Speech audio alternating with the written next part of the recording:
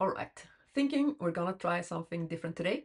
I am Angelica as usual. We're talking reward-based riding and training as usual too, but this is more a everyday life update, training update, if you will. I'm just gonna talk about what Tiny and I are doing at the moment, and let's see if that is of interest to you. But just gonna let this video roll. This is mostly how it looks like behind Tiny, I mean. It's March in Sweden, and where I live, snow is starting to melt, but you see also behind me, 20 centimeters just arrived, so it's a little bit this and a little bit that, literally. And this is, most of this winter has gone, the training is usually rather good. If it's a good winter, training is great. Winter training is great. It's mostly this part of winter where the accessibility is a little bit scarce, so we're often around the roads like this, and I try to both ride. I do ride him a lot from the saddle, and I do also ride him like this, like long reining or long lining rather, this would be an example of, from the ground, doing a lot of cardio. That is most of what we are doing. Tiny has really easy to gain weight, and I try to get a really good start on this season, on this grass season, so as to have a better summer than we had last year, where he was rather overweight in the end of the summer. So we've been working on getting rid of those fat pads. They are not gone yet, but his conditioning is starting to be real nice. So we're in a good place now, I feel. And yeah, you see here he's an eager mover, and I'm loving being out with him. I also really love to move, and standard route is like what we do in the weekdays, because then time is a little bit less, but around 6 kilometers, around 4 and 6 kilometers. That's what we're doing on weekdays, not every day, because I just can't find the time when I have two other horses to train to, but pretty often, and longer rides on weekends are maybe 10 kilometers, 12 kilometers sometimes. And now we have like a good balance also between both walk, trot, and some canter. And we can do canter intervals, which has been great. So that's a little bit of what the winter has been like for us. Yeah, the riding arena is actually not bad at all in winter, but now the last couple of weeks, my older horse Boye, he has had a bad hoof and needed extra care, which has meant usually, this is our stable, and usually they go in and out as they please, you know. If they want to sleep in an individual box, they do so, and I mean they do so every night. Actually, they have like their own box, even though the doors are open, which they prefer to sleep in. But it's rare that I spend so much time in the stable, and except from now when I spend more time there, because I have had to have old boy inside, and that means he wants his friends closer too. So a lot of mocking and spending more time like this. I have noticed that is Eager Boy is our balance between actually pausing, like him just being okay in the environment, like this. Maybe this video is first.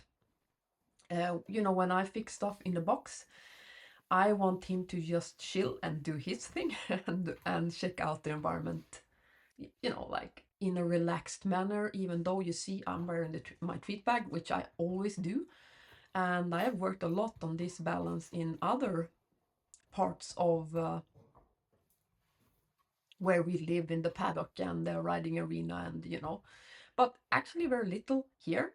So we have had to put some time into me spending more time here and finding like, hey, I'm just I just want to walk by you, just you do you, you know, in a relaxed manner. So we put some time into this training this winter for sure, or this last weeks, and it has actually been, I mean, I do love this kind of training, but it's actually been really helpful also for the general relaxation on the riding arena. So I would say what we are looking at here, he's just unmocking out, and he's just like checking out, is there something to find here? Here I'm asking like, hey, can you move? And he's like, yeah, okay, there's room for you here. Walking past him, instead of him, he's a very interactive horse. Instead of him like trying to mug me, trying to like, hey, give me a treat here, he can of course smell them. I just want this smooth, soft, like relaxation.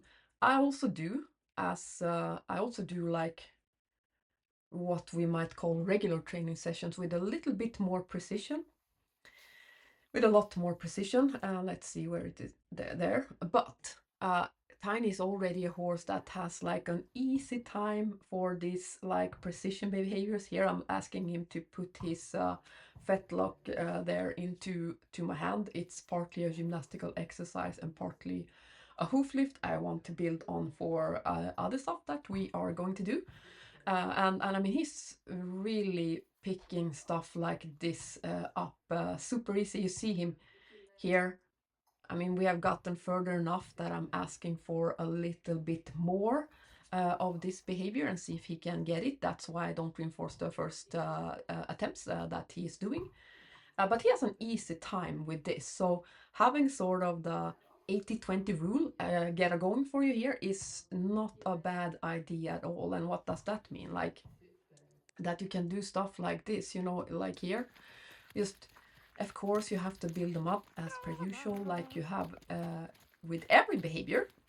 When you reward them, and it's gonna be a tight schedule in the beginning, and later on, you're gonna have longer duration built in if you've done it well. So most of the time, with all horses, doesn't matter if they're like precision junkies like my boy here, you know.